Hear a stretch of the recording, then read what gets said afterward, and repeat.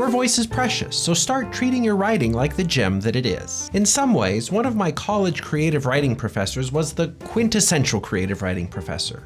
Her class was an eclectic whirlwind of reading silly sonnets one moment, talking about the Aristotelian unities the next, and then pivoting to a discussion about the documentary film she was getting ready to shoot. One of the most formative memories I have from that class, though, was the day she told us about a teacher she had had who asked the class what color the carpet was in a building near campus. Someone in class responded blue, and she performed her professor's response with all the melodrama she could muster as he said, "No, it's azure." It's kind of a funny story, but it's also an instructive one. Blue might have been the first word that came to mind for the students, but that professor was pushing them to pick a word that was more specific and precise. But it's not just about picking rarer, fancier words for their own sake. There are good reasons to prioritize precision and specificity as you cultivate your writing style, and they go well beyond just flexing your vocabulary. In that famous essay, Politics and the English Language, George Orwell complains, "Modern writing at its worst does not consist in picking out words for the sake of their meaning and inventing images in order to make the meaning clearer. It consists in gumming together long strips of words which have already been set in order by someone else and making the results presentable by sheer humbug." So you can use the first words that come to mind, but the first words that come to mind are probably the words that you're most used to hearing. Familiarity is not necessarily correlated with accuracy, so why settle for blue when the carpet really is azure? A style built out of precise and specific language is a style that will be clearer. In other words, precision is communicative. Where our complex and ambiguous language puts us in constant danger of saying both more and less than we mean to, we could haplessly shrug toward a whole category of things with the words closest to hand. But are we really comfortable with our reader picturing a robin when we write bird, but really mean sandpiper? Most poets, Ted Kooser has said, wish to achieve some definite effect upon their readers, and a reader's collective associations with words have a lot to do with that effect. How can a poet attempt to control it? There are many ways, but one important way is to try to limit the variety of associations a reader may have.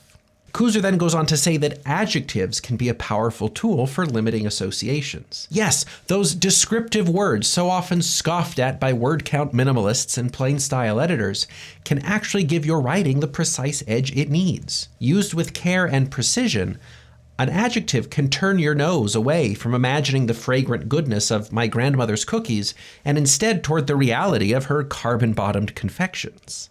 With just a little added precision, I can prevent you from misreading my intent. If you want to communicate more clearly, then, push your style towards specificity and precision. But come on, we would be remiss not to acknowledge that precise words are also usually fun words. Again, I don't know why you would settle for blue when you could indulge in the pleasures of azure. And this is probably where I must assert irreconcilable differences with those who do the hand-wavy dismissal of flowery prose. For one, generic writing may not guarantee clearer writing, but generic writing is certainly not more enjoyable writing. As Richard Lanham puts it, our efforts to do our duty as effective communicators end up holding language at arm's length. We pare away all sense of verbal play, of self-satisfying joy in language, and then wonder why American students have a motivation problem and don't want to write. So if your writing is a joyless trudge through the words least likely to call attention to themselves and probably least likely to mean precisely what you mean for them to say, then why would reading your work be anything less than an equally joyless trudge? See, I love a good science poem, one that isn't afraid to indulge in the language of nucleotides or feldspar or surfactants. Not only is that scientific jargon incomparably precise, but, and don't tell the scientists this, there's so much stinking fun to say. Roll a word like amylase or Euclidean around on your tongue like a butterscotch and tell me we're not all better off with a more precise style. It's strange to me how we've become such language ascetics when language offers so much of aesthetics. Ancient writers like Longinus understood the value of pleasure in writing. Beauties of style, great ability, and also the wish to please contribute to effective writing, he says in On the Sublime.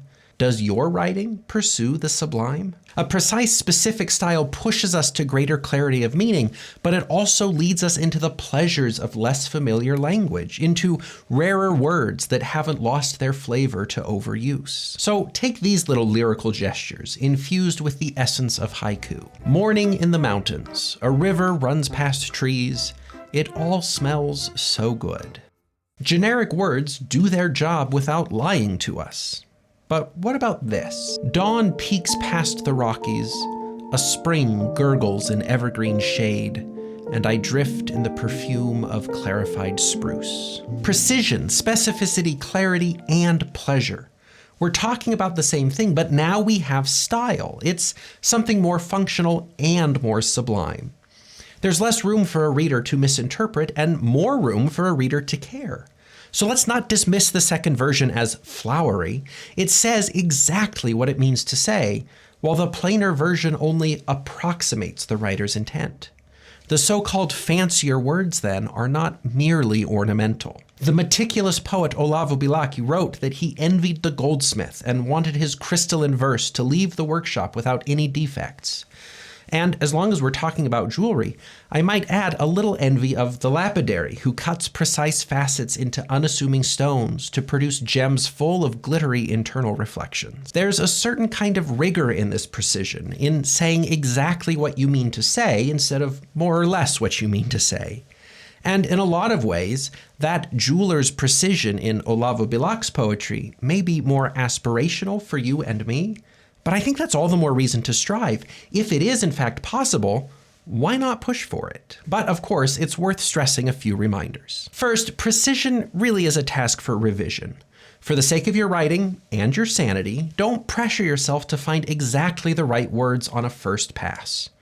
Write rough, find the uncut gem, and then in revision, not in drafting, pinpoint those words that are generalized, familiar, or only close to what you really want to say, and replace them with more precise and specific words as you polish your writing into a finely cut gem. Second, recognize that different kinds of writing require different levels of precision. Poetry and technical documents share a high bar for precision, while popular fiction and personal emails generally demand less.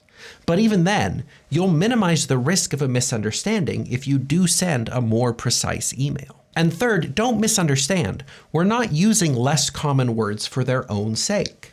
Sometimes the carpet really is just blue. Azure or turquoise would be inaccurate descriptions. The goal is not to use the fanciest words, but to use the most exact words. And in that sense, it's common to see thesaurus enthusiasts mishandle $100 words and then lose control of their intended meaning.